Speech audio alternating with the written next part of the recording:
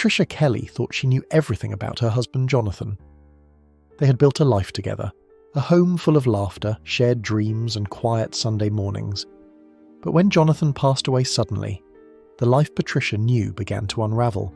Jonathan's best friend and business partner, Kris Templar, arrived at her door with grim news. He told her that all of Jonathan's investments had collapsed. The stock market, the exchanges, everything, gone. Jonathan had left her nothing. Kris pressed a thin envelope into her hands. $1,000. That's all that remains, he said, his voice dripping with sympathy. But Patricia had a feeling, a strange pull in her chest like a whisper she couldn't quite hear. She took that $1,000 and invested it, and it paid off.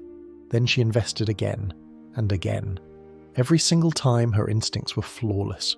She couldn't explain it. But deep down she believed Jonathan was still watching over her, guiding her from somewhere beyond. Weeks turned to months. Patricia's wealth grew. She moved from her small apartment into a penthouse overlooking the city. But one night, as she reached for her reading glasses, she knocked her wedding photo off the nightstand.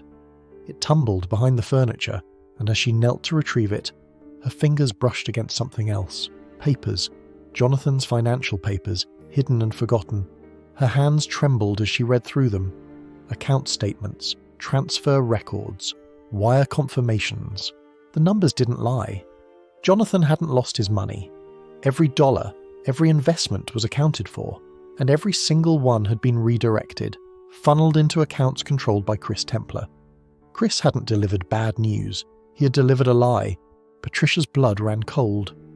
The man who had stood in her living room, who had looked her in the eye and handed her $1,000 out of pity, had stolen everything her husband had built. But Patricia didn't confront him. She didn't scream. She didn't cry.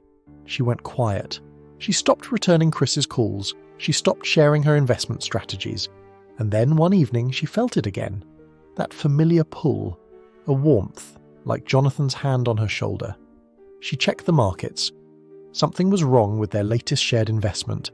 The company was about to collapse. Patricia sold every share she owned. She walked away clean, but she never told Kris. He rode that sinking ship all the way down. Every penny he had, including everything he had stolen, vanished overnight. And when the authorities came looking into the wreckage, they found the trail. The embezzlement, the fraud, the lies.